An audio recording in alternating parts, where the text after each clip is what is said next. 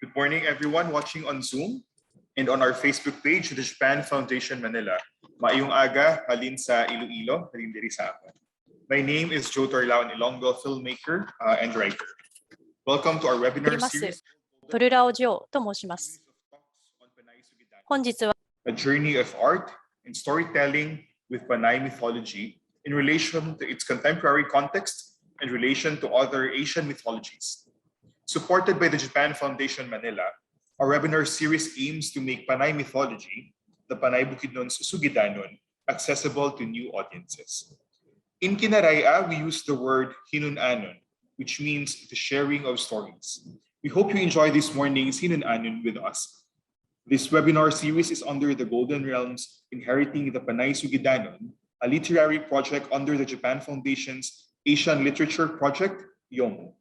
It is my honor to acknowledge the presence of Mr. Ben Suzuki, the director of the Japan Foundation Manila. Joining us today is Ms. Tomoko Sambar as our simultaneous interpreter for the event.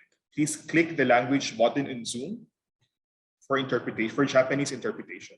I'd like to turn over the virtual floor to Mr. Ben Suzuki for his opening remarks. Dr. Ben.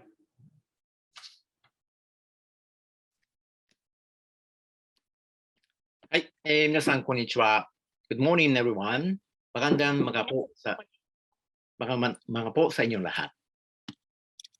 Welcome and thank you for being with us today as we embark on an epic journey into the Sugidanon. The Japan Foundation Asia Center is proud to hold this Golden Realms webinar series as part of the Asian Literature Project YOMU, which is a Japanese word for read. We want to explore how literature is being read in different countries in Asia, and now these express the stories of our daily lives and our joy, hardships, and resilience of storytellers in different countries. Through literature, we can demonstrate the diversity and rigor of the Philippines, which can also reflect the present state of our society and culture. The oral tradition of Panay is truly fantastic and remarkable, both as literature and cultural practice of the Tumanduk, and is truly something that we all can appreciate. As far as I'm concerned, my first encounter with the Sugidanon was about 2 years ago when I attended a historical international conference which was supported by UNESCO and focused on the documentation of the memory of mankind. Then I was so fascinated by the presentation of Mr. Ribirimoso. He is a moderator today. He talked about the story of the Sugidanon under the title of Lost Vision. A few months later, I really wanted to know what is the Sugidanon and its vision, and why we are losing this visionary world. I flew to Iloilo and met with Ribi, listened to his story, visited a very beautiful museum, National Museum, Western Visayas Regional Museum, 美術館を訪れることになり and ます。 finally realized what a rich and そしてそこ profound で word 最終 the 的にようや Sugidanon く has. 私は But unfortunately, I did not have a chance to visit to the community where the legend of the Sugidanon has been inherited. Mythology is often drawn from specific cultural contexts. Its ingenuity and poetry can resonate across culture. That is why Golden Realms, that is our project title, has 3 parts. 1, we will transcribe and translate existing recordings of the Sugidanon by anthropologist Felipe Hocano. 2nd, we will hold this 5-part webinar series about different aspects of the Panay Sugidanon. For 2 out of our 5 webinars, we will have 2 esteemed Japanese speakers, Professor Norio Akasaka of Gakushoin University. I suppose he is now joining today. Thank you. And Professor Yoshiyuki Ikura of Hokugakuin University, who will talk about Japanese folklore and its modern use and adaptation in relation to the Sugidanon. Please do attend our upcoming webinars. Lastly, with ThriveArt Projects, we are also producing manga based on the Sugidanon in collaboration with many Ilongo artists. This will be released in Kinaraya, English, and Japanese in December, so please look forward to it. We hope that this manga can share the magic of Sugidanon with young leaders in the Philippines, Japan, and all over the world. We also dedicate this webinar to the epic chanter Leopoldo Caballero, known to the community as Tai Purding, who recently passed away. This certainly highlights the urgency of documenting Sugidanon so that this cultural heritage can be supported and inherited. To our Filipino viewers, we celebrate the Sugidanon. To our Japanese and foreign viewers, we hope that you enjoy the beginning of this new and exciting adventure into the world of the Panay Sugidanon with our 5 webinars. Welcome to the Golden Well. Arigatou gozaimashita. Damo git nga salamat sa tanang.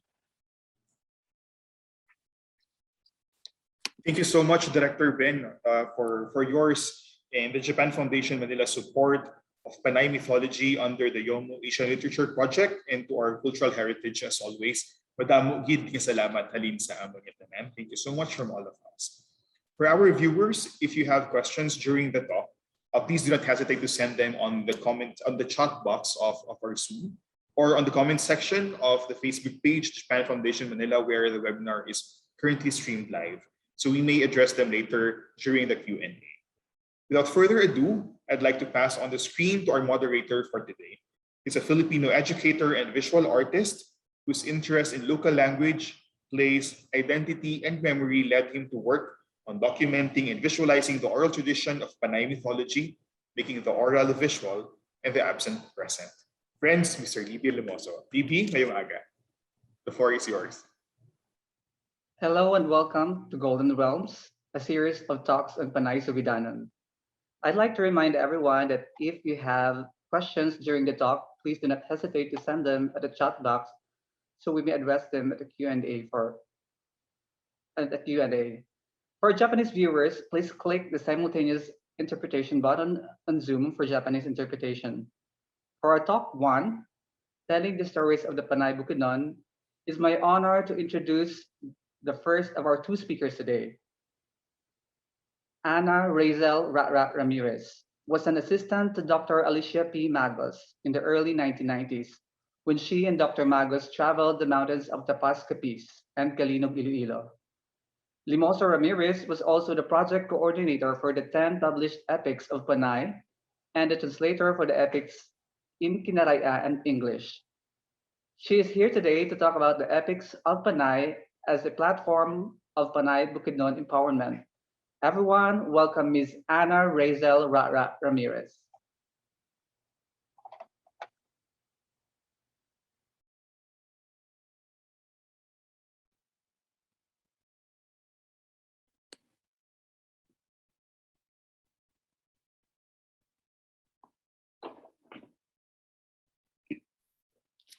Good afternoon, everyone. I'm Ana Razel Ramirez of the University of the Philippines, Visayas.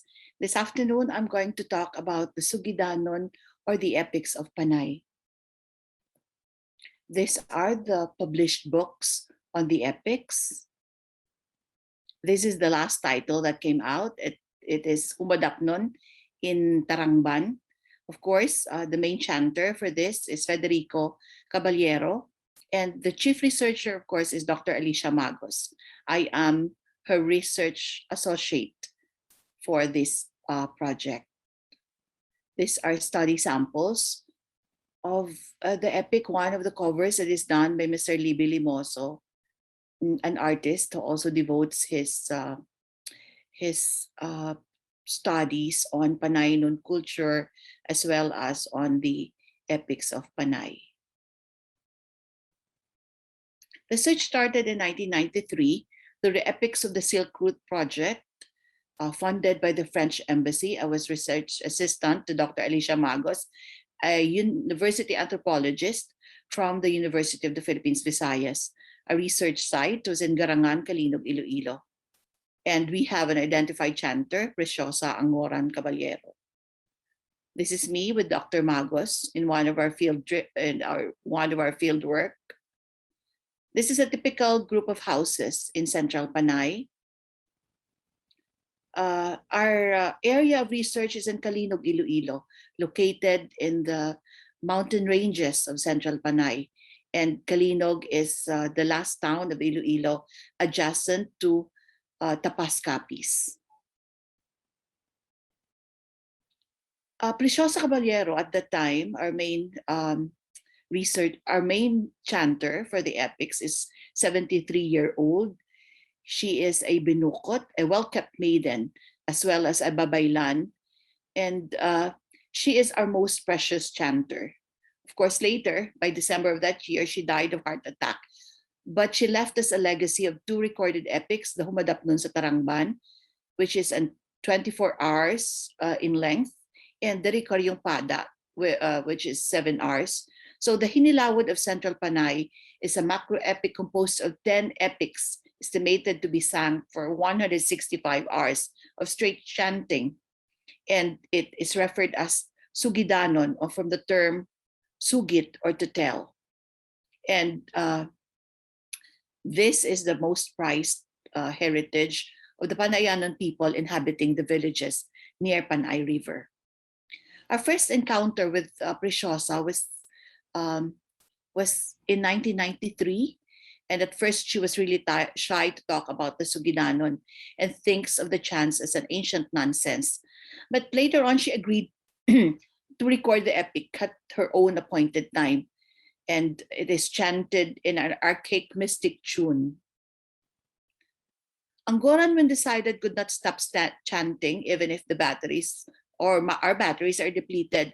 There were times too when she just refused to sing, even if we followed her around for several hours.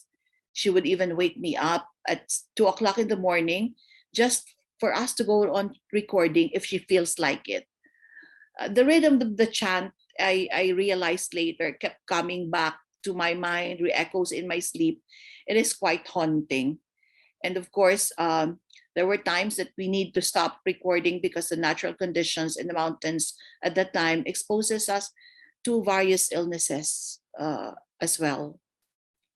The recording of the epic with Preciosa almost took a year, intermittently, because we have a very, very limited budget. At the time, our first grant came from the French embassy, but that would only be enough for cassette tapes and travel and food allowance that Dr. Magos and I share. And later on, due to her frail condition, Angoran would often get sick, and sometimes recording were stalled. This is a picture of Angoran and her husband. And after our recording, the first of the 31 hours Humadapnon chant, we had it translated into English, and it was done through deciphering the language through the nearest Kinaraya, which I am familiar with because my hometown is just Lambunao, next town to Calinog. Later on, we found out after Preciosa passed away that her eldest son Federico and his siblings knows how to chant, so they volunteered to continue with the recording. This is a sample of the epic lines. This term refers to one person, Kinangay sa Bulan, and they would refer to her as Kinangay sa Bulan, but they would describe her as Gintong sa Dalanon, Dalakdakon Ubson, Uranon Gihiton, in Masaw-asawon. It refers to one and the same person. And you can see here the richness of the words in the epic, as these lines would describe morning. Maalibuntag do'y banwa, morning has come. Masanag do'y dinunan, the world has brightened. Mamabot do'y kaagahon, dawn has come. Masanag kabugwason, the horizon has lightened. Yabun-yabun pa'y tunog, the dew is still fresh.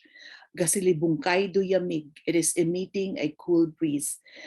It is one description of very, very beautiful and cool morning. But they were able to find words to describe it all together in very, very long lines. Their worldview. So for the Panayanons and the Panaynons, they live with humans, spirit beings, and they have rituals. For them, their ancestors do not fight just for conquest. Rather, they fight in defense of their honor. They view the world as layered or sapin-sapin, each layer inhabited by spirit beings. And of course, they have a 7-layered universe. The uninhabited base, Tubignon, or water spirits. The Idalmunon, being underneath the land. Lupanon, dominated by the earthlings.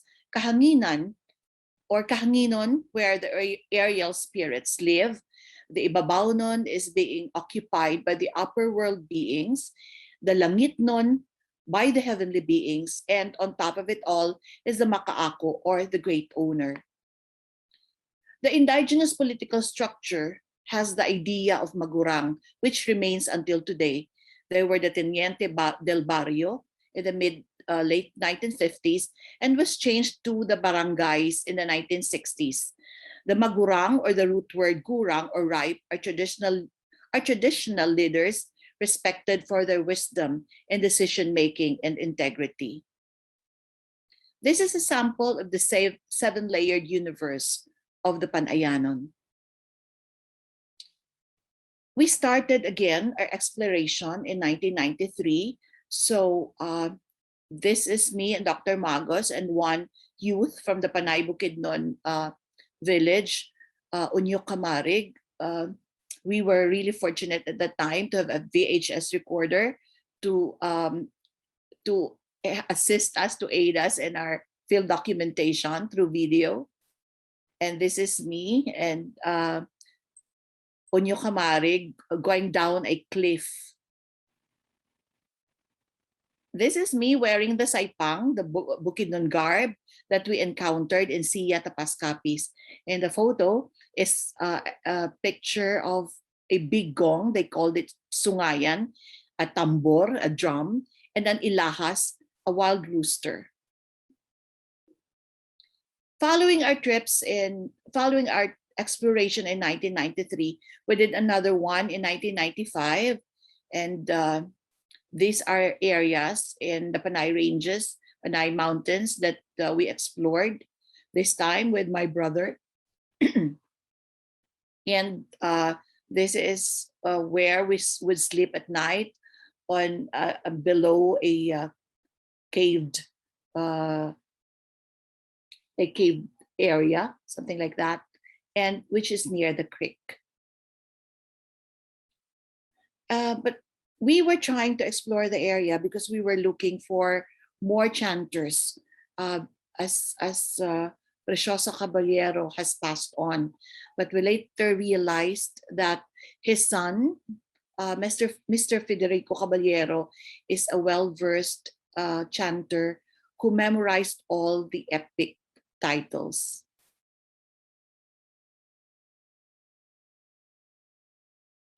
But Bukidnon life, as we see in those research, in those field exploration, the Bukidnons have very, very poor condition. Kainin farming is practiced. Their house is made of bamboo and kogon. They have wood slabs for sleeping, and prominent elements in the house are mortar and pestle that is used to pound rice. They also have the hammock, that's also a prominent fixture in the house, which is made of wire or cloth that they use for sleeping, and at the same time, they use it to take a rest and even to sing the epic itself. This is a sample of the house made of bark of trees, faces of children. And this is a sample of a kitchen, the dapog in those villages. The pug is very, very important because on these areas are very, very cold. They would gather in front of this fire every evening to get warmth. The Panay Bukidnun has a very unique culture. And we found during the exploration that they have this very unique garb and attire. They are wearing during special occasions a headdress, they call it pudong, a walkos, the belt made of coins, and at the same time the biningkit. The blouse that they are wearing are saipang. These are made from very, very fine cloth of abaca, very, very fine abaca cloth, and are embroidered with designs that they see from their environment. This is a typical binanog dance we are treated with in the community when we visited. And people there also has a native, they have native instruments that they also play when we visit these places, when we visited these places. This is another agong player, a gong player in Sia Tapascapis. So these are some of the Bukidnon culture and cultural bearers that we encountered during our field exploration. We met a chanter in Culiat, Valderrama, Antique. And this is also another from Culiat. This is Rosita Caballero from Garangan. Lucia Caballero from Garangan also in Kalinog. This is Teresita Caballero, the daughter of Anguran, who also knows how to chant. We have also met Felisa Castor from Tapascapis. And this exploration showed that all over Central Panays there were still identified chanters back in 1993 to 1995. We also met Kuni of Tapascapis. And finally, of course, we settled with Mr. Federico Caballero, who was later on awarded the Gawad Manlilika ng Bayan upon the nomination of Dr. Alicia Magos and, of course, us, our team from UP Visayas. He was recognized because of his capability to chant all the epics of Panay.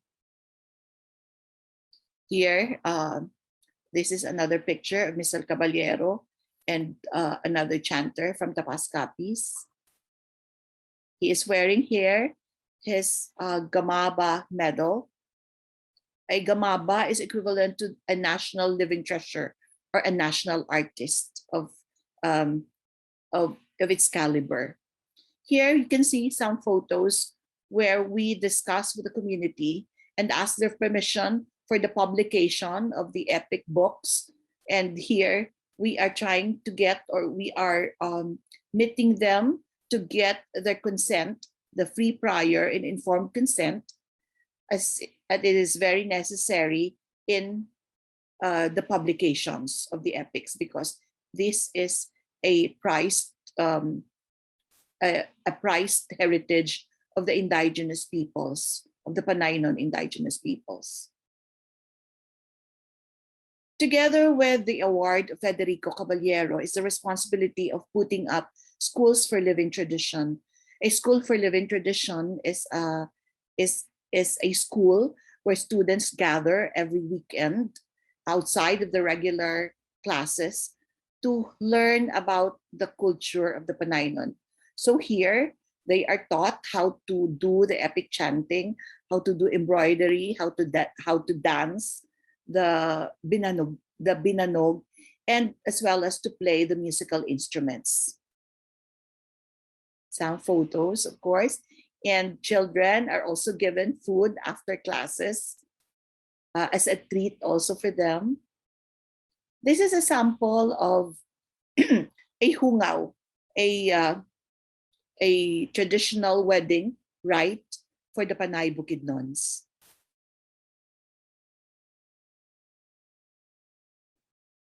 The embroidery or the design of the cloths by the Panay Bukidnon was recreated because of the binanog dance. When we first came across some designs or some cloths of the regular, the attire, the special attire that they use during special occasions. What we found are already worn out berang or worn out abaka cloth that has that has aged. So we tried to recreate the designs in cotton cloth anymore, in cotton cloth this time, with the help of Dr. Christine Moico, also a researcher from the UP School of Ethnomusicology that studied the Binanog dance. So with Dr. Magos, the designs are now created in cotton cloth, and they are influenced by what the Panay Bukidnuns see in the environment. So these are the garb now, the clothes that they are wearing during special occasions. The Panay Bukidnun embroidery have these designs like matang punay, or the eyes of the punay bird, the sikag-sikag from fish bones, the binalagon, tuko from the skin of the lizard, a flower showing the flower of a roselle plant. The sudlikama comes from the design of the python, and these designs are influenced by what they see in the environment. So they try to incorporate it in their embroidery. Some more designs.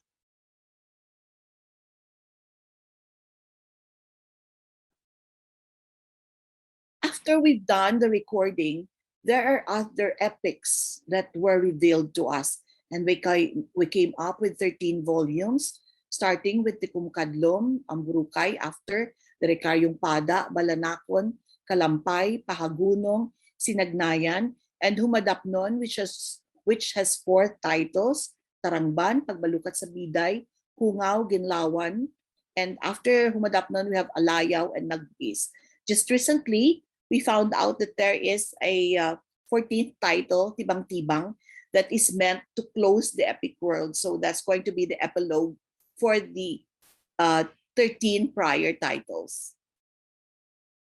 The recognition of Federico Caballero also gave a rebirth to the Panay Bukidnun culture. This time, because he was awarded the Gamaba, the attention was again refocused to their communities and to their culture. So here, they were invited in performances, in conferences, as the prize chanter from Central Panay. Here, Mr. Caballero is with his brothers, Leopoldo, Romulo, Rolando, and Rodolfo, and their only sister, Teresita. They all know how to chant, perhaps not all of the epics, but just they can chant even a portion of these epics that we mentioned a while ago. These are their photos also. This is Federico and Leopoldo and Romulo.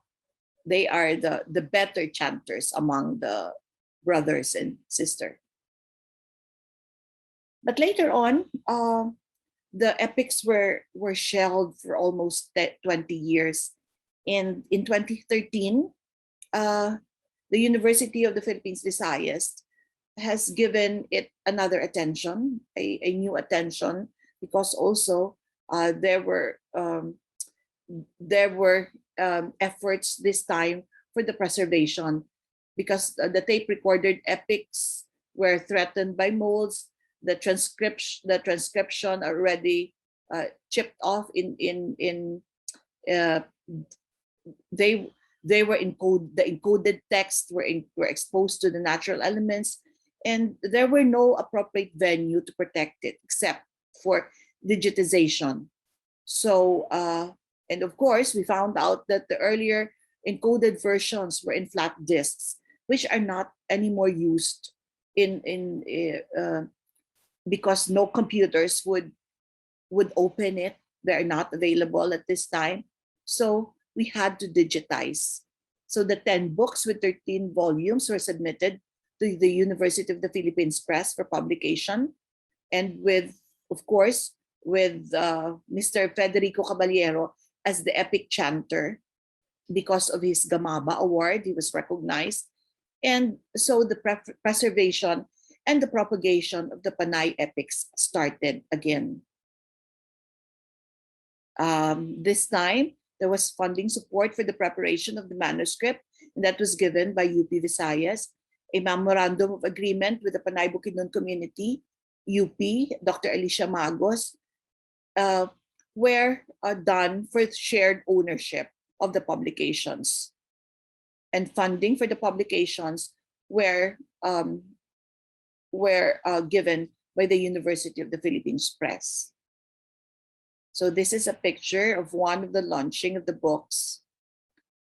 Because of those researches, there were significant results after almost 23 years of hard work, or 20 years of hard work.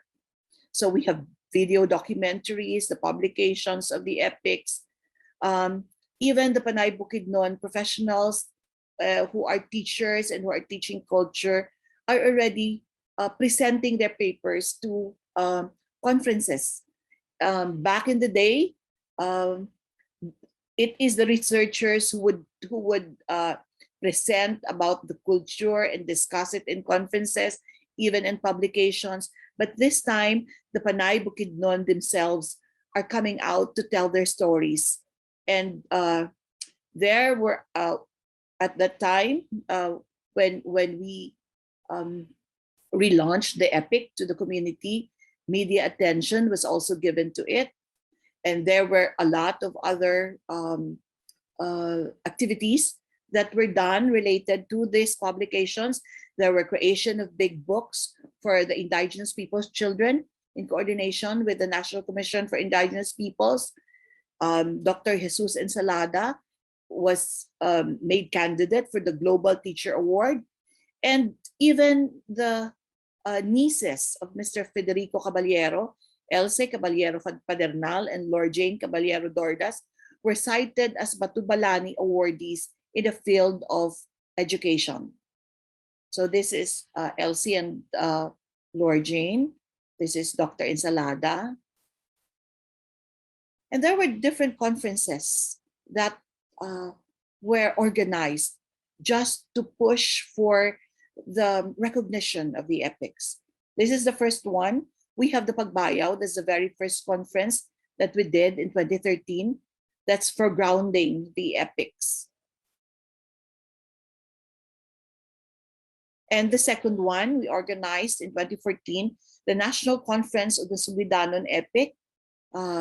This time, the theme is embracing the indigenous Panay heritage through the Sugidanon. So there were performances, there were exhibits that supported the propagation and of course the reintroduction of the epics to the whole community. This time in the field of the academe and of course to students and the various groups that are really interested in culture. And in 2015, the second national conference on the Sugidanon epics was organized. And this time the theme was integrating the Sugidanon because at the time there was a transition for the K-12 curriculum in the Department of Education. And in 2017, it was brought to an international level through the UPV International Conference on Intangible Heritage. But again, the first title, by the way, of the epic was given the 34th National Book Award for Poetry, given by the National Book Development Board and the Manila Critics Circle. These are sample also. There were several book launch of the different titles of the epic. This one is at the Cultural Center of the Philippines. You can see there Mr. Libby Limoso, the artist, as well as researcher for the Panay Bukidnun culture, who is presenting himself as Labaw Dumgun, fully garbed in gold. Some photos. And Epics at this time, after many, many years of being shelved, this time the epics has greater value and appreciation from the community, even from the filmmakers, that it was brought to different genre. There were performances, there were visual narrations on the epics, art exhibit that focused on Panay Bukidnun culture and the epics itself. There were films inspired by the epics, such as The Tuos and Chanters, acted even by Mr. Romulo Caballero. There were shows, nightly shows in TV stations that shows that are inspired by the Panay culture and the epics itself. Some photos of the films. So after what we did, we are happy that we have accomplished all this for the Panay Bukidnuns, the university, and the country, because we felt that this is really paying homage to our heritage as Panaynons. But we are most thankful that there are other and younger generations of cultural workers, artists, and scholars that are interested in preserving this heritage. And for this, thank you very much. Good afternoon.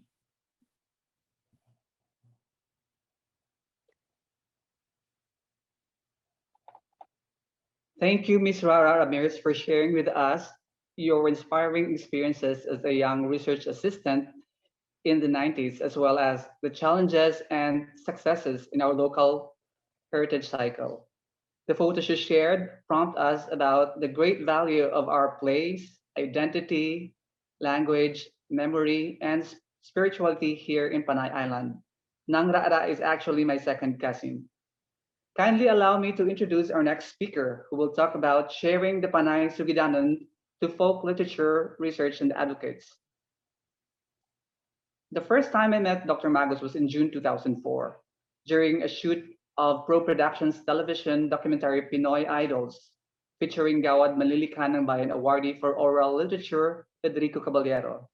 From then, we have worked together in various Sugidanon-related projects, such as art exhibits, conferences, performances, local festivals, and the UP Press publication. Dr. Alicia P. Magos is an anthropologist and professor emerita of the University of the Philippines, Visayas, Iloilo City.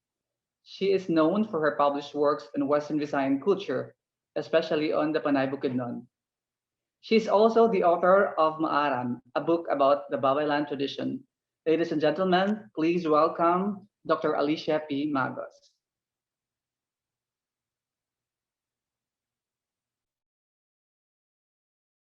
Title of my talk is Rereading and Sharing the Panay Bukidnun Epics, the Sugidanon. In my previous webinars, many of the students from the audience would ask how I was able to go to the mountains, how come I got interested in this kind of work, how come I was able to adjust with the Babaylands, and a lot of other questions, Well, I am going to tell you beforehand, that I came from a family of farmers and teachers. So as farmers, I have to get in touch with them, the indigenous people. The ati were our workers, I would bring food to them in our little farm or in the tramnan, in the rice fields. So then later on, I also got the chance to go to the mountains, the farthest mountain of Dao Antique. There I was introduced and I befriended them, 3 Babaylands, because they were the parents of my pupils, So they became my comare and my compadre, the Babaylan. So you see, very easy for me to relate to, because God allowed such acquaintance. Now, later on, in the bundoks here in Panay, when Rara was with me and Judith Pavito, we were able to get in touch with the family of Anguran, Lula Sosa, the mother of our Gamaba awardee, Federico Caballero, no? Because she and the family was actually a friend of a good friend also, si Jose Volante, who is with the National Commission for Indigenous People, region, of course, region 6 and 7. But later, Jose Volante died, so I have to finish the work, which was started, which we joined hands in finishing, supposed to be in finishing, no? But unfortunately, it didn't materialize. But Jose Volante was able to introduce me, Rara, and Judith to the family of the chanter of Lola Angoran. And they told us, and we were happy to know, that they were just willing to help us in recording the epics because they also know all the epics. And it is easy for them to know the epics because in the evening they would listen bedtime stories, they would listen to Lula Sosa Ranguran. So that's how we started. I'll give you a summary of the epics of Panay. Epics, which are long chanted narratives, are universally considered as exalted forms of oral literature by scholars and epic specialists. They are verses of the ancestral memories of people revelating who they really are. They also mirror culture, for embedded in them are the cultural orientation and history of the people. People who have epics are also considered culturally sophisticated. The structural style, which is the formality and the grandeur, no? Form of rendition, the artistic chanting, and richness of the language of the epics manifest literary genius and spiritual values. The epic tradition of Banai has gone a long way and has survived many generations. Folk epic chanting was once a dynamic and main form of entertainment among mountain dwellers. The epics of Panay reveal a wealth of information, the worldview of its people, their pristine environment, and the social structure of this strong pre-colonial societies. Well, the epic tradition has to give way to the challenge of forces in a modernizing society. A very clear picture of what it was before is seen through the volumes of Sugidanon, now translated into 3 languages. So 25 years after they were recorded, the epic series of 13 titles have been translated into the nearest Kinaraya, Filipino, and English version and published by the University of the Philippines Press. So Tikum Kadlum, the foregrounding epic. Tikum Kadlum is an enchanted dog that can see and hear things or sounds not heard by others.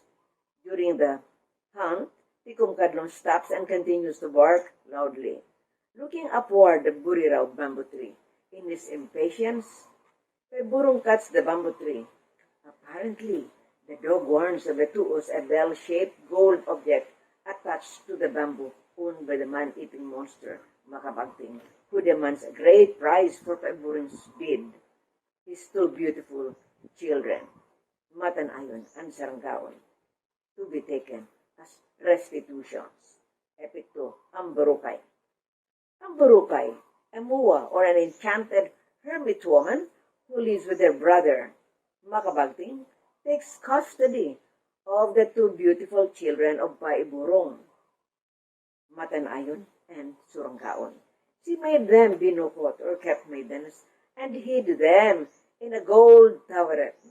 She vows to herself that whoever gets her gold pubic hair, which is the tuos or the sacred vow or pledge, will have to marry her. She, however, intends to marry off her 2 adopted children if the man who triumphs in getting her tuos is handsome. Derikaryong pada.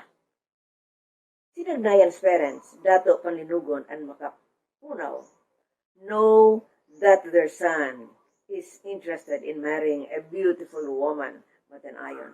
So they both go to the house of Matanayon's parents to ask for hand in marriage.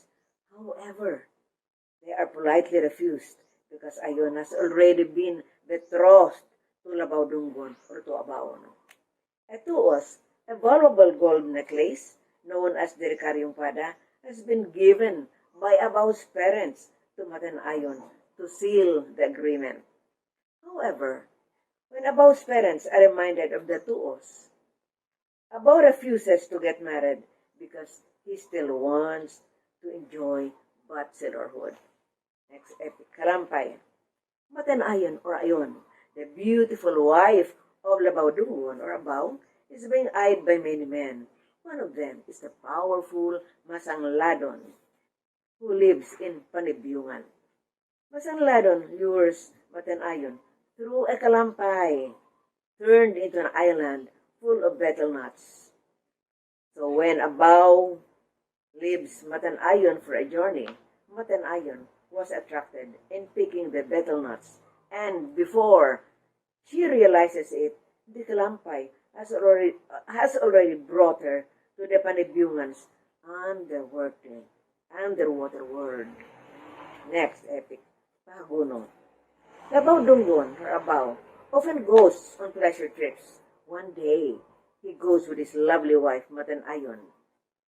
Padilagang bulan, his apid, or his second wife, is hurt that she is left behind and vows revenge and turns Abao into a turtle.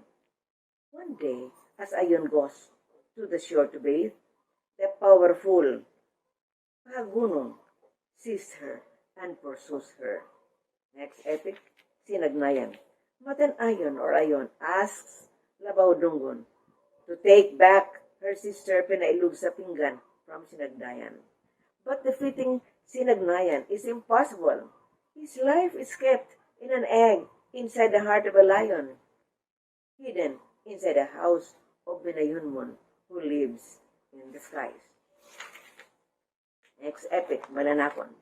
Seranda Bihon, who guards the Banggaan, Gibungan, the river mouth, fights Balanakon, who is determined to pass through the river route to abduct the beauteous Matanayon from Labaudungon. So, Madapnon 1, Tarangban, or the magical cave. Buyong Madapnon, on his way to Malitong Yawa, or Mali, is seduced by Sinangkating Bulawan, trapped in the Tarangban, or the cave, until he loses his mind. Malitong Yawa, transforming as Dato Samasakay, saves him and brings him back to life. Next epic, Humadapnon 2, Pagbalukat Kabiday. Humadapnon proceeds to Halawod to Mali and proposes hungaw or marriage to her parents. But the Kamangyan boat owned by Mali's parents is stolen by Paglambuhan. Humadapnon retrieves the boat. Next epic, Humadapnon 3, Hungaw. Humadapnon, accompanied by his younger brother Dumalapdap, goes to see Mali's parents and to ask for her hand. Mali is insulted because he challenges her father to a fight. In truth, Humadapnon is just trying to test the skill of Labaudungon. Eventually, Humadapnon and Mali gets married. Humadapnon 4. Ginlawan. Humadapnon convinces his brother Dumalapdap to find another wife, but his first wife, Kinangay, is already pregnant and gives birth with the help of Malitong Yawa. The baby is placed in a floating bokag or basket for Dumalapdap to see. A conflict arises and leads to the death of Mali. Laonsina, their deity grandmother, comes to resurrect Mali. Mali and Humadapnon reconcile after. Next, Alayaw. As an offering to Matanayon, Humadapnon plants an alayaw tree which has a sweet-smelling flowers.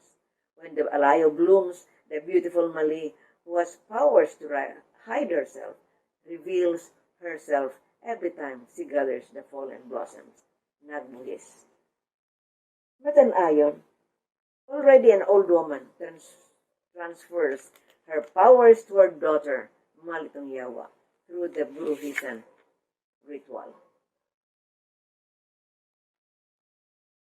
You might be wondering how old I was when I started field work in the mountains, together with two of my assistants, Rara and Judith. I think I was about 43 years old at the time, 43 years old. So the drive and the enthusiasm in me is so strong, no? That even if I had no money and my only money in the bank was my last 5,000, sometimes you don't realize the danger that you are in, no? Not until you reflect about your trek, no? Because all I have is, my mind is, I want to know the extent and the distribution of the epics in Panay. When we reached the mountaintop, we saw that rain is coming. And then so, Onyok, my companion, no, was a little bit scared, said, Mom, you ran down. Make it fast, no? Then later on, he said, why does he want us to walk fast? Anyway, the drizzle is far. Then later on, he told us, Mom, you know what? I said, no, it's drizzling there, no? But when it can cause a flood, and the carabao can even be drowned. That's what I have where I met four more binukot, no? Four more binukot, but I decided to go back in Nung Pidring because I learned that when Nung Pidring is resting, somebody else can take over because all of the children of Lula Susa, Anguran, our chanter, our binukot chanter, can actually chant, no? Now, let me tell you about my experience as an anthropology student. As an anthropology student in Diliman, Dr. Ocano was my teacher. Since Dr. Ocano and I speak exactly the same Kinaray language, yeah, he speaks English with a thick accent, parang Kinaray rin. I told him, I said, because he was telling me, I said, you type your work. I said, no, I don't like to type it. He said, because nagapulaw na po, I already sleep at 12 o'clock or 1 o'clock, 2 o'clock in the morning. And during the daytime, I still work. And then I would still have to, type my work. I said, let the typist do it. I remember telling him that, no. But later on, quietly, I also valued the idea that the suggestion, no, that I should learn how to type. So without his knowing it, nag-enroll ako sa typing. I'm that typist. No? So before he knew it, before he would realize it, I was already typing. I like him as a teacher because he speaks the same language. That's one thing. While Hocano is the first Filipino anthropologist, and he is also the first Filipino or Asian student in the University of Chicago, I think, right? In Chicago, who was able to present an epic because nobody else had presented an epic. No, but regarding the epic, I found out that the epic that he had, no, is different from mine. So there was no duplication because he got the epic, which is a much shorter one, no, from Ulang Udig. Because Ulang Udig is a second cousin of the Caballeros. And oftentimes he would go to Garangan to see Lola Sosa, because Lola Sosa is a Babaylan, for him to be, initiated into Babaylanhood. Several, because to become a Babaylan, you have to go through several, stages, But at least you have to be initiated, I got mine from the Caballeros, who got their epics from their great-grandparents, 5 generations, and those 5 generations also got their epics from their great-grandparents, and so forth. No? In fact, si Pulding, who died some weeks ago, this brother of Federico, no, told me before. He said, "Mom, I can give you my notebook. In my notebook, I have listed down our 20 ancestors. Those 20 ancestors are Babaylan, conflict settlers, and they all know how to chant. Mine is vertical, transmission, Pukano through Olang Udig is horizontal transmission." So now I'd like to talk also about Dr. Arsenio Manuel. Now, he was my favorite teacher, because his interest and my interest are much closer. No? Even than Dr. Ocano, no? Dr. Manuel teaches prehistory, and I like also history, prehistory, pre-colonial history. So I enrolled in that course, and there were other folklore courses, and a lot of others, I think I had a total of 5 subjects under Dr. Manuel, and because of that, I would even go back to the mountains to get some more folk stories, because his requirement was that you have to submit at least 50 folk tales for the class, But I would give him 100 folk tales. Then at another class, I would give him 200 folk tales. Then till later on, I gave him 400 folk tales. But his house was burned, and also my bahay kubo is infested with Banai. So I don't know, but I think I have given him a copy of that, of those materials, and he's told me before, said, when you submit a copy of your paper to me, be sure you have also submitted a copy of one more, copy at the, I think he was referring to the library where there is, Filipiniana section. So it's only now that I remember it, So there must be a copy of Filipiniana, because he was working before as in the Filipiniana, library.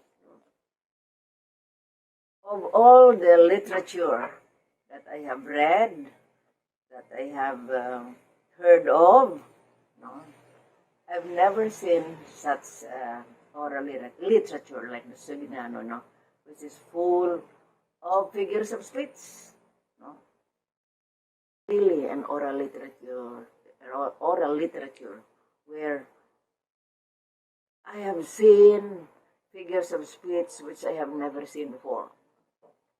When I was in college, I only, in high school, I only heard about the Homer and then the Iliad as very important epics in Europe, But I never realized that here in Panay, here in the bundok, in the mountains, But if you read the epics, you will be surprised how intelligent our magurang or our ancestors, old people in the bundok, I have never seen such a rich literature. It's really amazing. For those who are interested, you can just read it and then maybe buy a copy of the book. And the youth today, you're so, because you're more inclined into high-tech things, computer or what, you can make use of events in the stories, characters in the stories, to fashion something out of it, what you can do, But of course, you have to read the character in the story, You read first of all the summary, then second one you read but it's better if you, aside from the summary, you read the book itself. And to the Pan Foundation, thank you for supporting this project.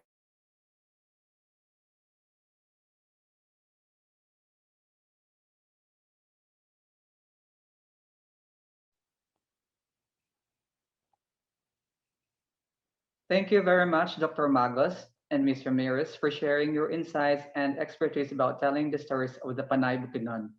We salute your discipline and perseverance for the cultural preservation and innovation projects.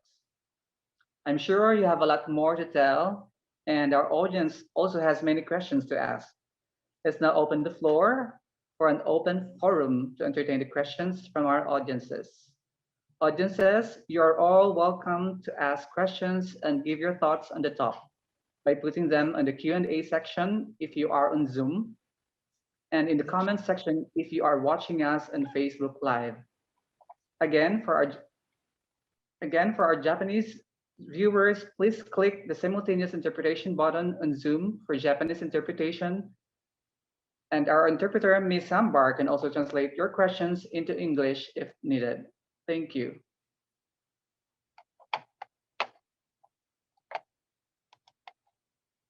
Okay, we're checking the questions. How are you, Ma'am Alice and Ma'am Rara? I'm fine. Thank you. Ma'am Rara, how are you? Can you hear us? Okay. There's a comment here from one student. She says that we haven't heard about the Sugidanon in school. What can you say about that, Ma'am Alice? Actually, that was our next project, but we cannot just be working on two things together. But we have already thought of that because we have the diskettes. The diskettes are now safe. No? Because before I thought that nothing can be done about it because it has been kept for a long time. But we sent it with the help of Kristen Moiko to the College of Music, no, and something was done about it, and it's fine. It can be done. No? It's already in good condition, and we are just waiting for an opportunity that we can ask for funding and have it, you know, and send it as a proposal. No?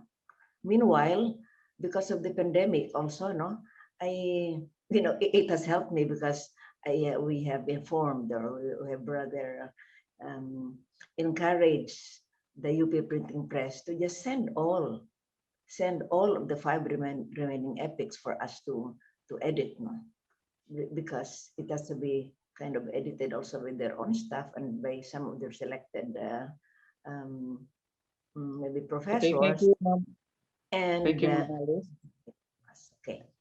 For Nang Rara, maybe we should ask you this question. How has conducting fieldwork changed from the 90s into the present? Because right now we know that you are also making a cultural mapping of Antique.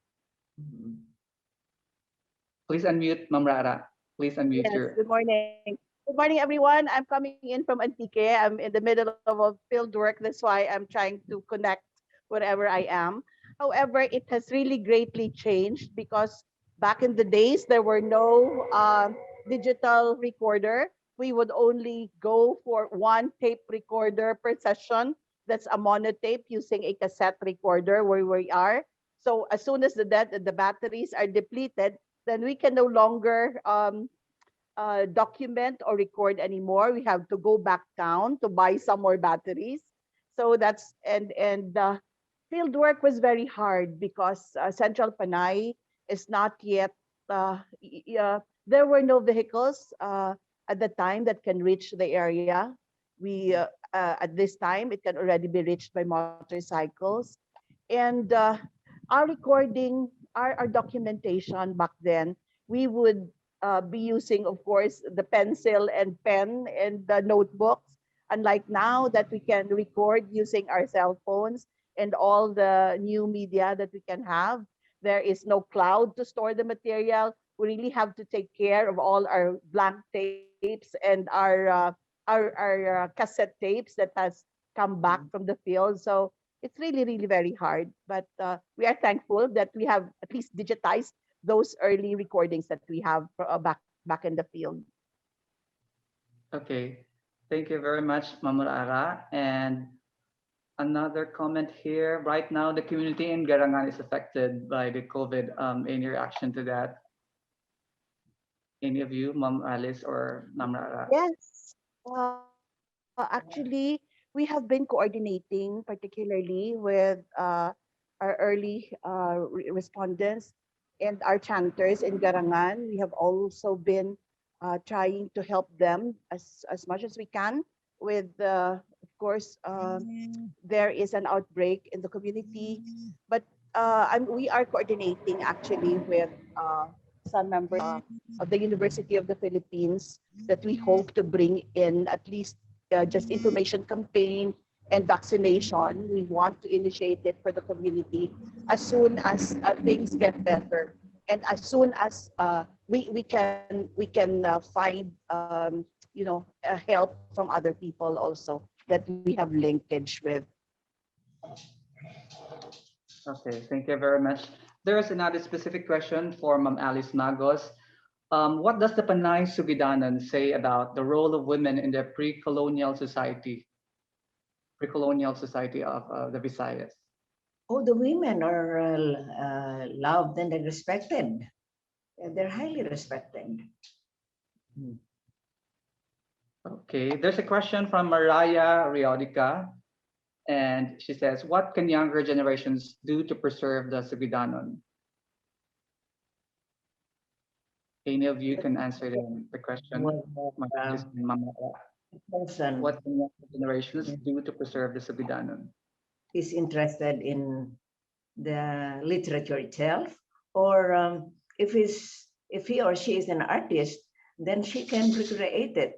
She can recreate the Sugidanon, because we have the translations, into paintings or into whatever artistic form he or she is good at, or she can also make poems out of it, shorter poems out of it. Okay, maybe the next question should be presented to Ms. Raara. This is from Christian Theo Kalagit. Good day. If I may ask, whatever happened to the initial epic recordings of Lola Preciosa? I discovered recently that the Caballeros had their own storytelling twist, the children he means, and so it will be interesting how the other chanters told the episodes. Ma'am Raara, any reaction to that? Thank you for that question. Thank you for that question, Libby. And actually, the earlier recordings from Lola Sosa were at the Ateneo University, because that is part of a project by Dr. Nicole Rivel, who is connected with Ateneo de Manila at that time. And of course, again, it was funded by the French Embassy. So a copy of that was given to the International Archive and the French Embassy as well. There was still no National Commission for Culture and the Arts during that time. There was not even the National Commission for Indigenous Peoples. So we were just given the venue to work on the epics with Dr. Rivel, and of course with Dr. Magos as an anthropologist. So the early works were really at the Ateneo de Manila University.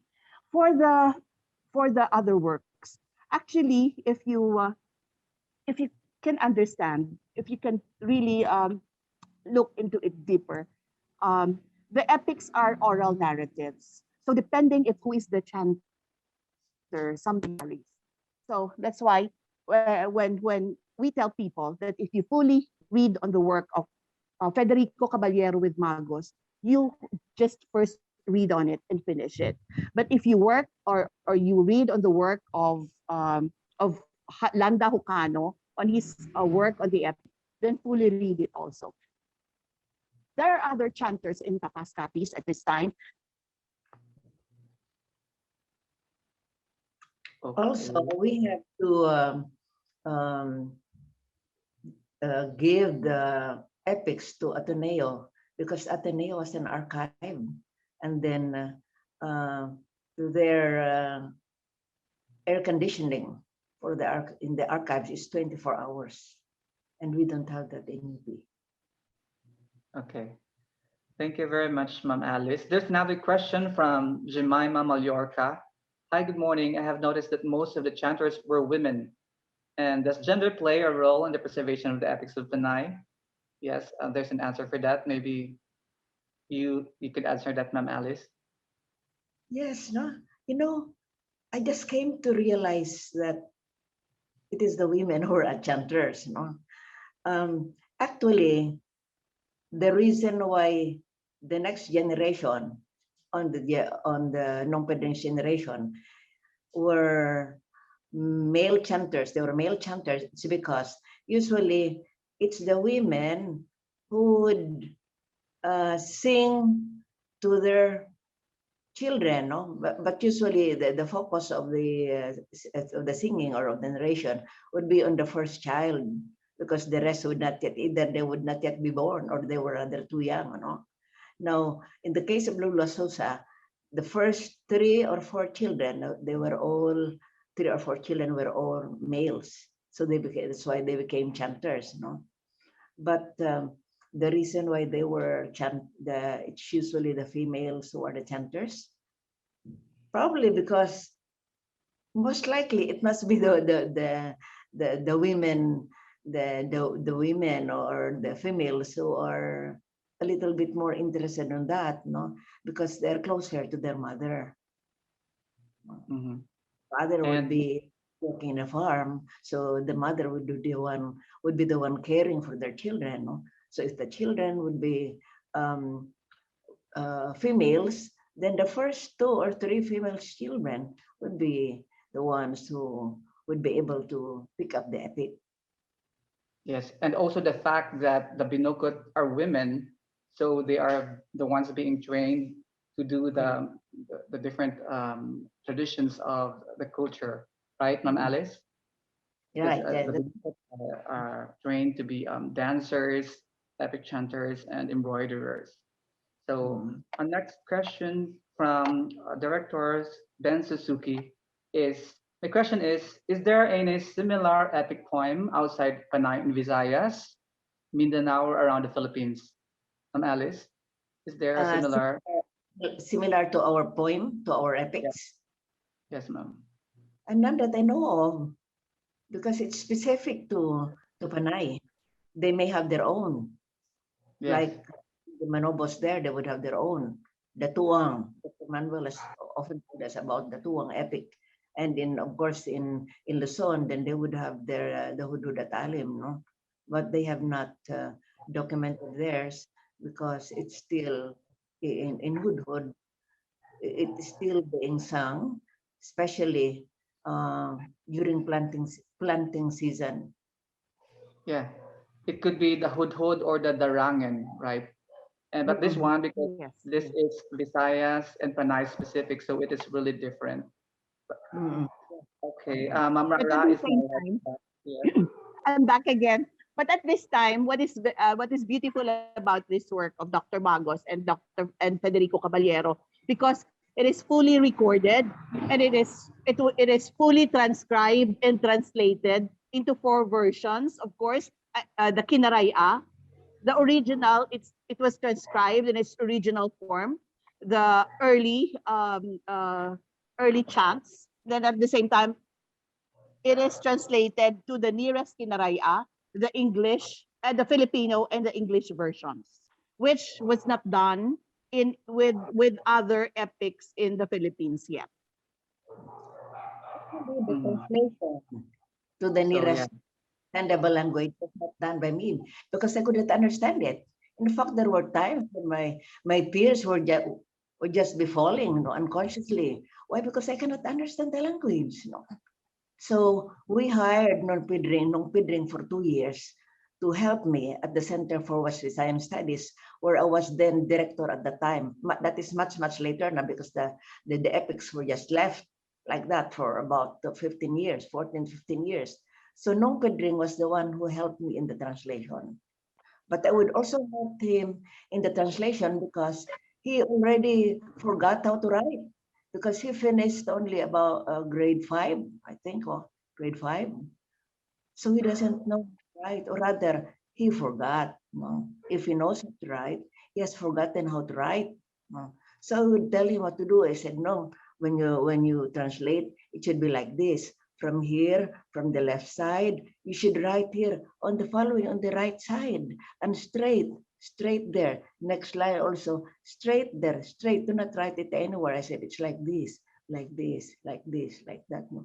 I have really to be very, very patient. Okay.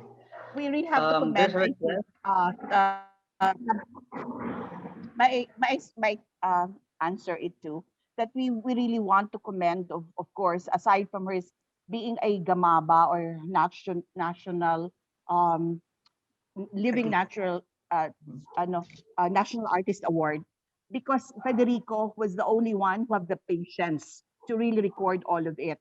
His brothers and sisters have contributions, very minor, although we chose to put their names alongside with him in some titles. But it was really Federico who really took his time and patiently went back to the Center for Western Science Studies every day to help us with the translation work and to chant additional details if this is necessary. So it is really Federico Caballero that resurrected. I want to choose the term resurrected back the epics of Panay to the community, because without him there was no recording, the full recording of the epic. Of course, the others are trying to copy now with of course what they know in their minds, but they cannot. I still I'm saluting Federico for doing this all, despite the fact that there are others who work on the epics at this time because of the inspiration, but it was still Federico's the best of them all. Yeah, because there was a question here that are there other chanters in the provinces like Aklan? Is there in Aklan or Antique presently? I think there are campus, no, and I have identified the place. No, at that time I have identified the place. No, but then nobody there is interested. Possibly because it's such a hard kind of difficult kind of Yes. work. In fact, from Actually, 1 kilometer, there's a place there, no, where there's a cantor. I don't know if they're still living. And they would have all the interest and all the patience to do the kind of work that Tara and I were doing. I just don't know why I got so engrossed and then in this kind of work. No? I just didn't know. Maybe I was born to be like that. No, because each one of us different giftings. Some people are born to be able to do something else, no, which I cannot do. No? But maybe I was, God had allowed me to live to do this kind of work for the next generation. Ma'am Rara, you're saying something? yes, because after 93 that we went around Central Panay, Tapas Capiz, and Kalinog area and Lambunao, we also tried to identify other chanters. There were some who can memorize snippets or can sing some parts of it, but we cannot find somebody who is like Federico who can do it all. I also went to some areas in Culiat, Valderrama, Antique, identified some people there who can do pangalimog or a little bit of chants, but they cannot memorize the stories, and they don't have the strength to deliver it, in the same manner as Federico. But going back at this time, there are some people, I think, in Tapas Capiz who can still do some of the chants. But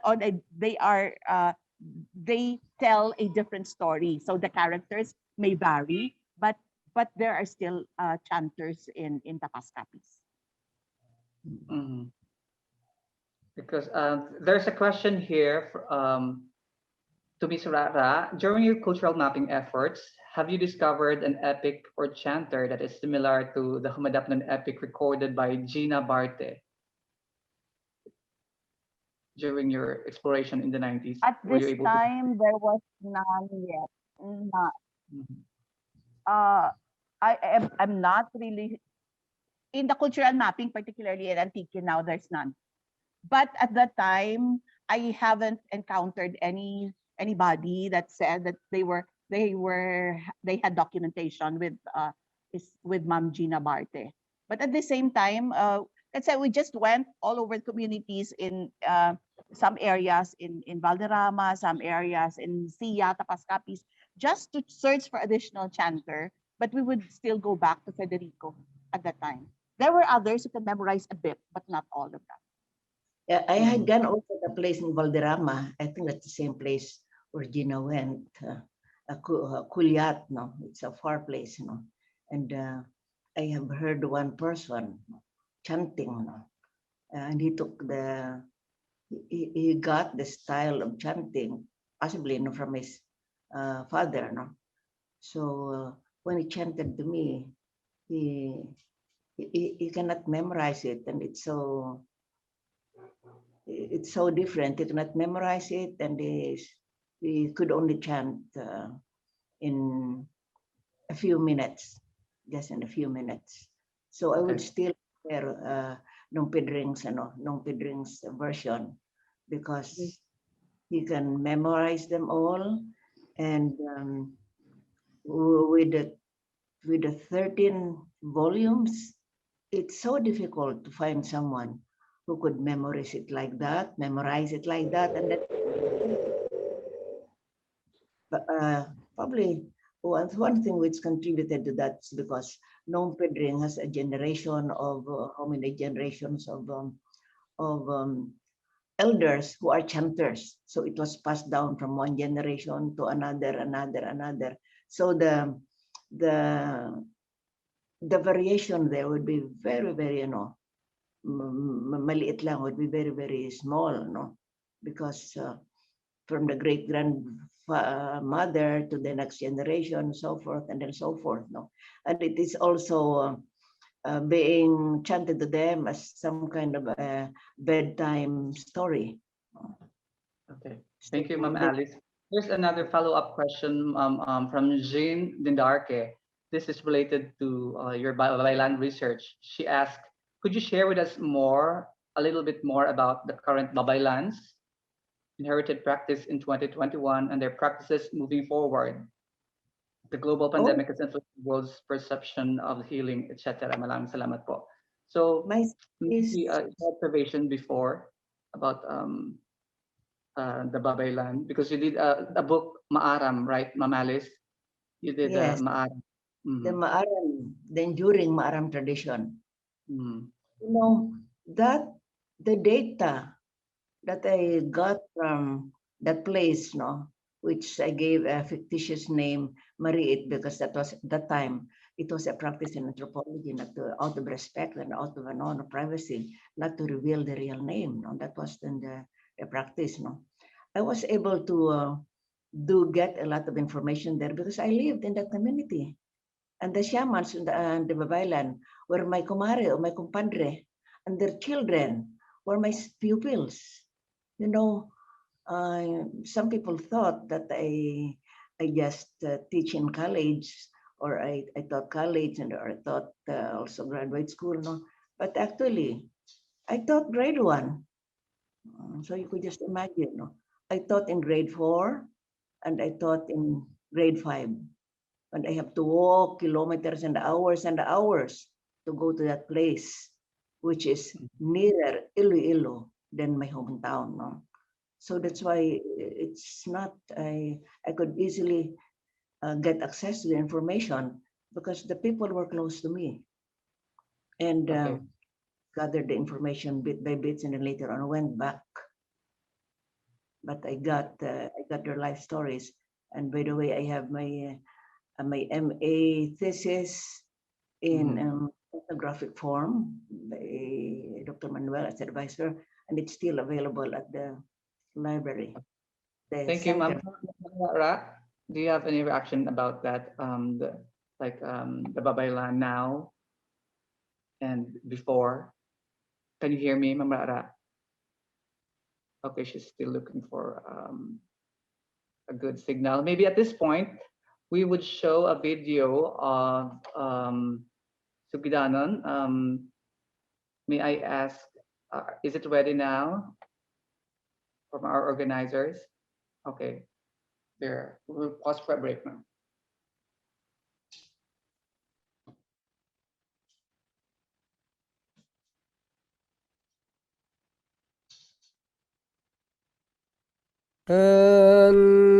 Dun di na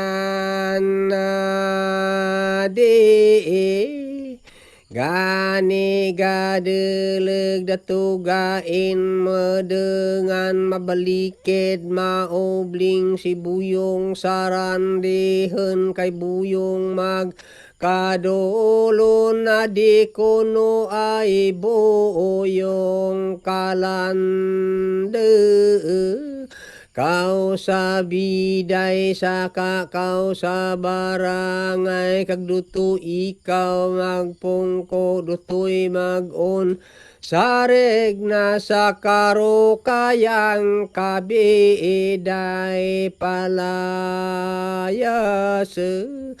kabarangay kag hindun buyong mata iyagro karo kaiba si may magsapigad nga biday magbag-aging barangay kag maunahan tatesing getemaunhan Tatsuridya kaigmato salaoden kasigpat sala yagen kapagsinggitan mo siya kan datu paglisang yawan.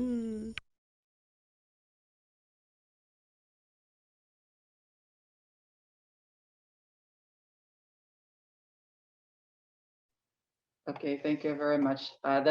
That is just to give you an idea how it sounds. Next time we'll play more videos because there's a lot of requests about that. But just to give you an idea, it is how it is being performed. And we have more questions now. We have one here from Ian Mark Pilaes. I'm curious of the language. Is it still being spoken or are there efforts to preserve it? It's no longer spoken. And my group and I, like Monet, Rara, and me, and then plus another retired professor sa OS, no? Si Lusing, no? Ma'am Lusing, no? And we are seriously reconsidering our identification of the language. Because if a language cannot be chanted by the next generation and it cannot be understood, then the likelihood is that it is not an archaic language. It may be another kind of language, and lexical statistics has to be employed in that. No, now we are now in close coordination with the Department of Linguistics chairman, Dr. Javier, no? And we have made a proposal. We have made a proposal, a research proposal on that for funding, and we have given it to NCCA. But possibly they had already accepted another research proposal ahead of us, no? So we just have to wait for a chance, or maybe look for another funding agency interested in that, no? But it will, I think it will be big funds will be needed for that. Yes. There's a follow-up. Yeah, there's a follow-up question related to that, Mom. Has anyone worked on morphophonemic aspect of the Sugidanon? So no, not yet, not yet. We have not touched in linguistics because not one of us is a linguistics, no. Mm-hmm. So okay. That's why banking with the help of the linguistics department. Mm-hmm. There's another question, but this one is intellectual property related rights. We will answer that because we have a focused session for that on October 3rd on the next webinar. And there's a question here about I was introduced to the Sugidanon during college. This is from Clark Haro, most especially to the powerful women of the Sugidanon since we did a project in 2016 or 17. La Uncina and Tamulanon were my favorite. Among the characters of the Sugidanon, which one do you find most interesting, Ma'am Rara or Ma'am Alice? I think I will answer that first. Because of course, Launcina is the most powerful deity in the Sugidanon epic. But for me, I will choose Amburukay. She is one powerful woman. Despite her appearance, she was really there to protect the girls that was taken into her care.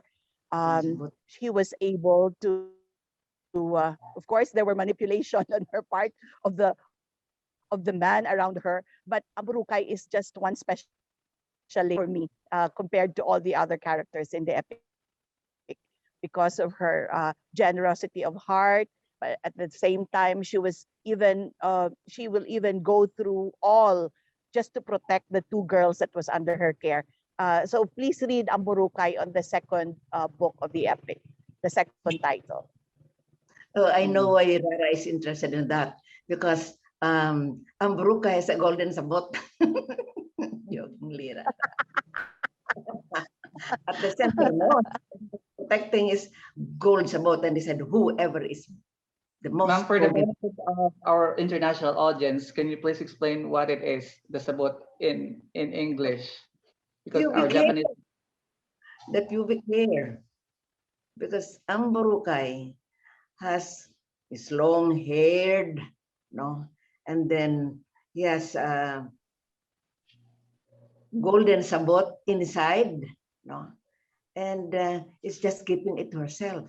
He said, "Oh, somebody, if somebody likes, will get or my golden sabot for whatever reason, no, I will have. They will have to marry me." Especially if he's handsome, no. But he was keeping it to herself that if the man is handsome, is going to marry it off to her two adopted daughters. The daughters of Paiburong, because Paiburong cut down the bamboo tree, which has a tuos. I mean, if somebody cuts that, they will have to pay a price for that. That's the concept of it. Yeah, so that reflects the kind of musicality in Panay. It's a gun culture now, the playing of the bidyang or the kudyapi, but it is reflected there as an important cultural icon in the story of Amburukay and also Porlabao Dungon and Humadapnon. And hands are in bamboo. Yes, most of the bamboo, and they still know how to make it. Like Nang Lusing, and then there's another shaman from Buri who stayed in Kalinog during the militarization time of President Marcos. No, they went down. Many of them went down, coming from Barangay Buri, which is one of the farthest barrio. Yeah. There's a question here about what are the other Ilonggo beliefs and cultures that can be found in Sugidanon. I would like to answer this and lead this to you. This is a reflection of our sea culture. And here we have the balangay or the barangay, the origin of the barangay word. And maybe Ma'am Rara and Ma'am Alice can expand that about what is about the balangay and the barangay. The votes, Ma'am Alice. Okay. Sorry for my sound here. I've not opened my video so that I will not be interrupted by the signal. All Sugidanon epics, except I think for first one, the Tikum Kadlom, is that all the characters in the epic are going on a sea journey towards, towards getting love, towards getting prized objects, towards getting heirloom heritage and heirloom materials that are in the next, as part of their river journey in other areas of Panay. And we can see there that in the epics, we can identify some areas of Panay. Also, of course, their beliefs in the afterlife, that the dead goes to Madiaas. Of course, this is a sacred mountain, And that Majaas Mountain is in Antique, part of Antique, one of the highest peak in Antique. So you can see that in the epic that it really talks about the life and ways of the ancient Panayanons and Panay Bukidnons. Yes, Ma'am Alice. I couldn't remember, no. It seems I'm too focused on the nitty-gritty of the epics that I haven't thought of that, no. But what I can say is that although they are mountain people, they are a sea people because they all talk about the sea. The setting is on the sea, except for the foregrounding epic, which is Tikum Kadlom. No? But with the rest, no, it's they're near the sea, or they have they're a sea people, no, which means that they were coastal. Once upon a time, they lived near the coast. No? Although you may see in some parts of the Sugidanon that the sea is not mentioned about there, but you know, if you talk to the chanter, he's going to tell you. He said, "Oh, it's here because at that time this is what is going on," and so. And besides because the epic has to follow a certain kind of rhythm, no. So because it is also a poem, a narrative poem. So not everything can just be placed there. No? There may be some other characteristics which can be found, no, but certainly it's not, no. But the reason why the Ilonggo culture could not be found there, it's because this is an ancient, it's a pre-colonial, a pre-Hispanic, no, practice, no, which was handed down. And if it's an ancient practice, and my personal belief, no, is that, no, even at this time, it is an archaic language. So the possibility of having or of seeing portions there of the practice as being practiced by the Ilonggos now is very remote. Okay. There's another question here. There's still a lot of work to preserve the Sugidanon epic. What insights or lessons found in the epic can you impart to the audience who are not familiar with the epic? That's a question from Mr. Carlos Ortiz. You know, you really have to have the passion in working something, or there is no money. I'll tell you, I have not gotten a single cent when I did that. No. So you just have to have the passion to do something, no, which you like to do and which you like to finish till you die. Okay. Because excuse me, this question was more on the lessons from the epic itself. Yes, no, but if Lib, I think Ms. Rara? I think there was really resiliency there because, you know, in the epics, I think it's typical of the resilient character of the Panayanons also, because they will, even if they suffer a lot, also in the area because of love, because of conditions, because of you know, the characters has to grow through a lot of challenges, but the winning spirit at the same time is just amazing, that they are resilient, and as long as they try to get through every challenge, to pursue the desired you know, their desired objective in whatever they do. But particularly, we can also see that the women in the Panay epics are very, very strong. They are empowered women. Sometimes it is the women who, you know, plays and manipulates the man character but at the same time, they are the ones also who try to save the man as they go into transfiguration. They transform themselves into men just so that they could and that are, you know, that are being caught into That's okay. Yeah. So that's it. Yeah, found out in reading and listening to the performances that in the Sugidanon, the real heroes are the women, not the Yes. male protagonists, the Baudungon or Humadaknan, because they were all saved by Matanayon, the wife of Labaudungon, and Nagmalitong Yawa, the wife of Humadaknon. So here, there's a lot of gold and gold houses, golden sabot, golden boat, Yes. and everything gold, like all, even the plates that are being walked upon by Humadapnon, and his even Humadapnon, his body is gold, and he is uh, masilaw like the sun. You cannot see him. So any other last words for our audiences? We had more questions pouring in, but we need to begin wrapping up our Q&A. Any last words from Ma'am Alice and Ma'am Rara for our audiences? Oh, I hope that the next generation, there would also be people who would be interested in doing serious things, things which are difficult to do, but which are all still there, no? So if they can find out that there is something that can be saved from the past generations, you know, it could be an ancient song, an ancient story, or whatever in the language that their foreparents have.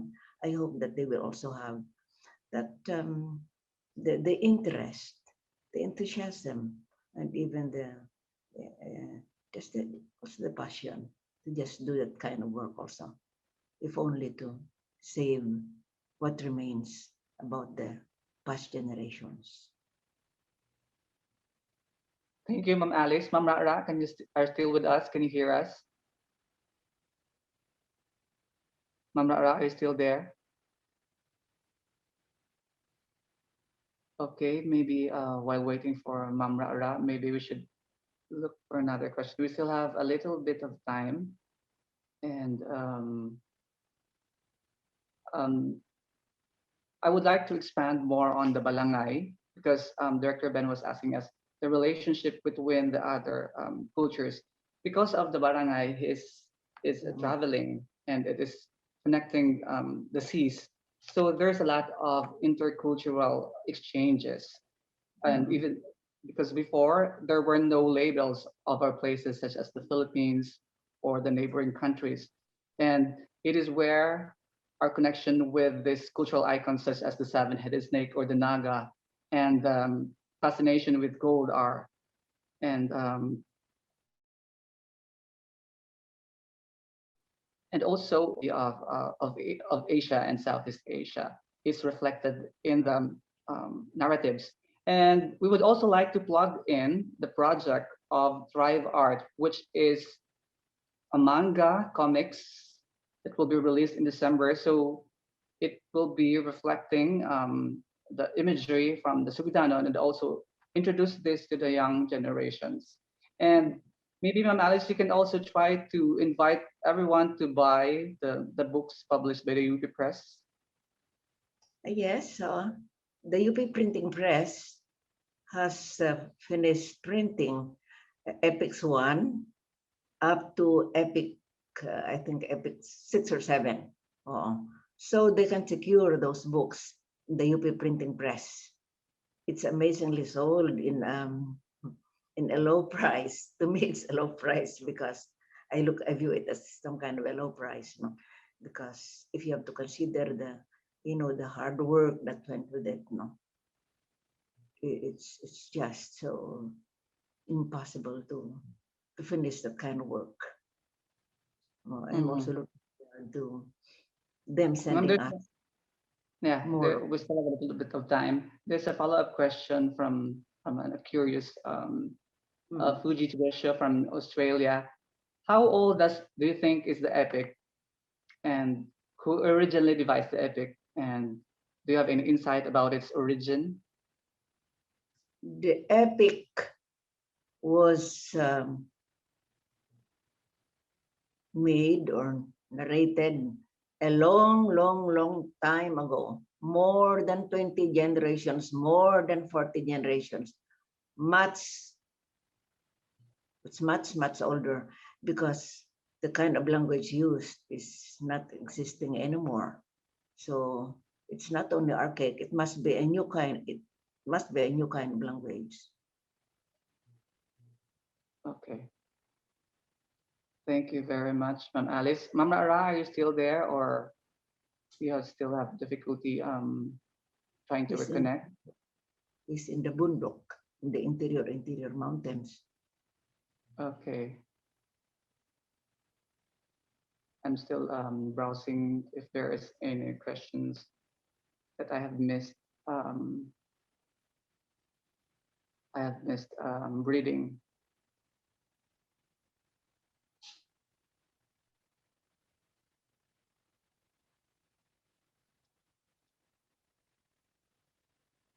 So with that, Ma'am Alice, thank you very much for your time, and we really appreciate that you are here and you have guided us and inspired us all. Like me, I met you just in one shoot, and then we have worked together a lot with the projects. And thank you all for inspiring and for giving us a model of being persevering. And we have learned a lot also here about La Uncina, the Manugusay, that in every conflict there's always a resolution, and in every death there's also a revival. And so it brings us really a hope, and also nice reflections about our local language, and as I have said, also spirituality and identity, and also gives us another picture of what the pre-Hispanic Visayas looks like, with the houses of the Datu, and also the existence of the Balangay and their navigation and their love stories. So it's really inspiring that we were able to continue the work of the previous anthropologists like Dr. Fano, and your professors like Dr. William Henry Scott, and the many others that I forget to mention. And thank you also for sharing your experiences as a student. And may I thank Joy Picardo, who did help me a lot in the technical work. If not for that, I could have not helped you that much. But it's because someone at home does technical things for me. Yes, we would like to acknowledge everyone who made this possible. And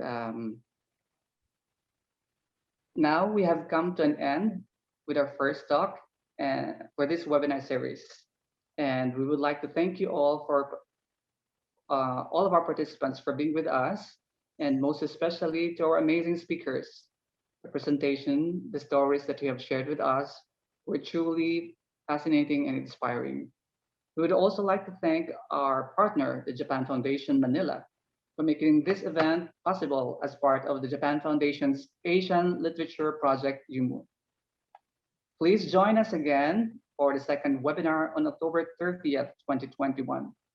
This is about the indigenous people's rights and the intellectual property rights, with a representative of the NCIP, Engineer Louis Kilsenia. And also follow the Japan Foundation Manila and ThriveArt Projects on our social media to stay updated about the 4 upcoming webinars, as well as the launch of the special Sugidanon manga by Ilonggo artists in December. Participants are encouraged to answer our questionnaire and like our social media pages. Please scan the QR link or follow this link, which you have also posted in the comments, and your answers will help us planning future events. Thank you again for joining Golden Realms, and we hope to see you in the next talk. Arigato gozaimasu. Maraming salamat. Rakal gid nga salamat sa tanan.